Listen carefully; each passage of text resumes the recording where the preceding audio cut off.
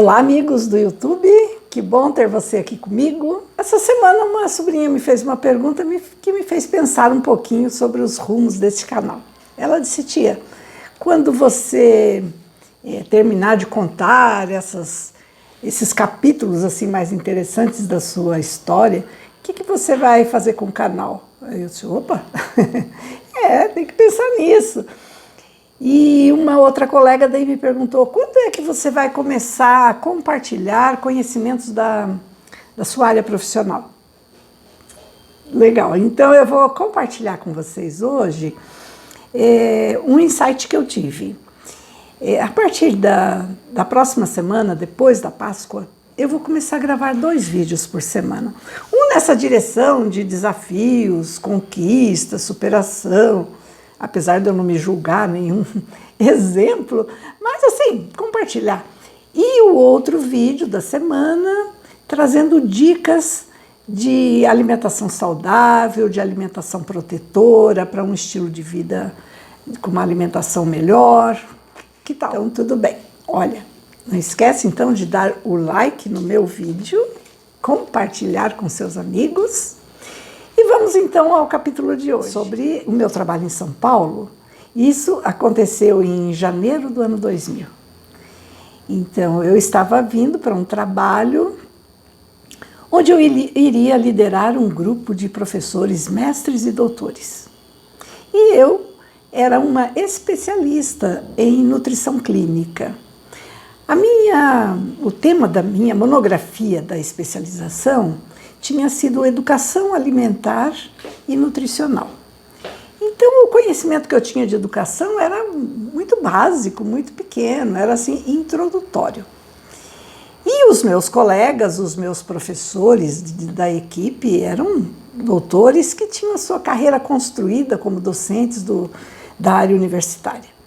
Mas eu tinha um diferencial, eu conhecia o meu cliente, eu conhecia o que um cliente de um consultório de nutrição clínica espera de um profissional nutricionista. Eu conhecia também o que um diretor de hospital espera da atuação do profissional. E também um dono de um restaurante, enfim, o que se espera de um profissional atuando no campo de trabalho. E isso me deu segurança, porque isso era o conhecimento do campo de trabalho. Então, vamos lá, criei coragem e vamos à luta. Bom, no meu primeiro ano de trabalho, eu não me preocupei tanto em buscar a questão do mestrado, da titulação de mestrado, doutorado, que são títulos indispensáveis para o docente que está na área acadêmica, né, lecionando para curso universitário.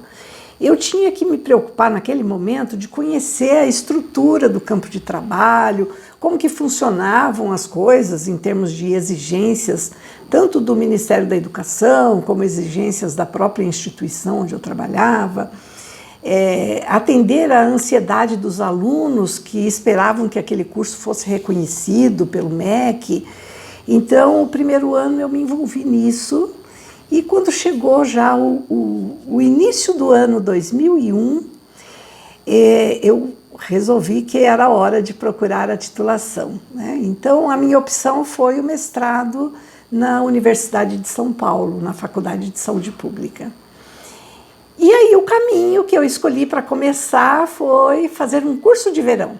Eu não conhecia absolutamente ninguém da academia, né, em São Paulo. Então, me inscrevi nesse curso de verão e ele acontecia, então, nos meses de janeiro e fevereiro, isso no ano 2001. E eu fiz o curso e o tema era nutrição alimentar e nutricional, que era a minha área de maior conhecimento, né? E assisti a primeira aula, a segunda aula, né? Era uma turminha legal, tinha mais de 20 alunos ali naquela turma.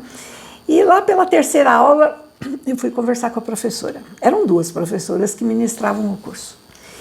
E daí eu fui conversar com a Ana Maria e disse: Ana, eu pretendo fazer o mestrado ano que vem. Que tal? Você pode ser a minha orientadora? Ai, ai, tão simples, né, a pergunta. E ela deu um sorriso assim, né, como quem disse, vamos ver, né, se você atender às exigências. E aí ela me disse, olha, se eu gostar do seu projeto, eu posso pensar no seu caso, mas eu tenho 2 vagas e são muitas pessoas inscritas.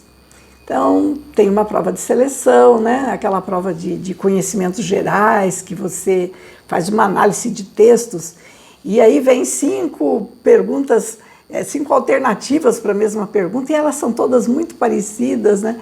Quem já fez prova assim, de seleção de 6 Gran Rio, ou coisas semelhantes, sabe do que eu estou falando, né?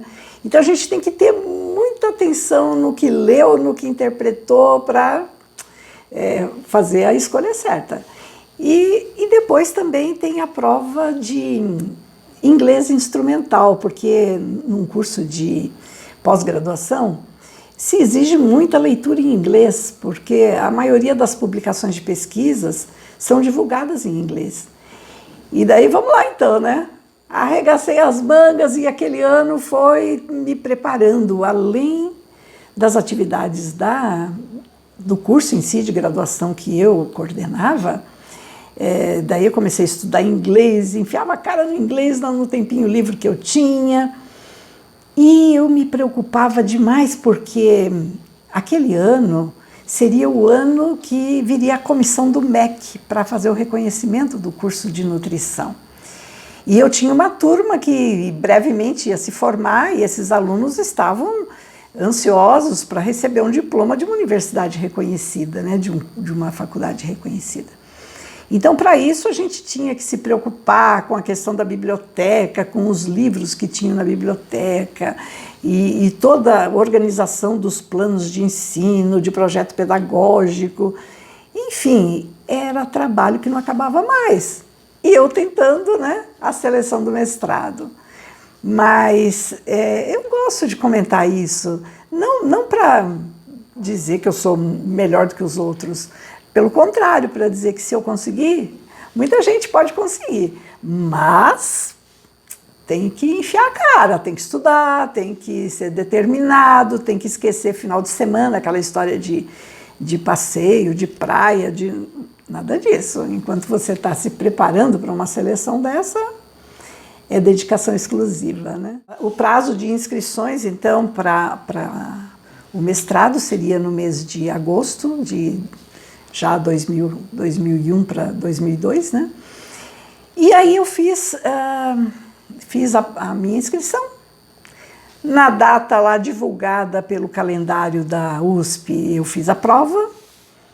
E eu me lembro que a prova de inglês, que era a minha maior preocupação, nossa, foi tranquilo, assim. Eu falei, puxa, eu entendi quase tudo.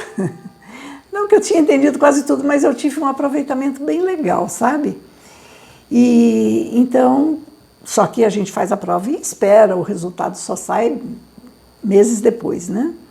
Enquanto isso, eu continuei me preparando junto com os meus professores, organizando os currículos de cada profissional e atendendo às exigências lá da Secretaria de Registros Acadêmicos. E assim passou mais um ano.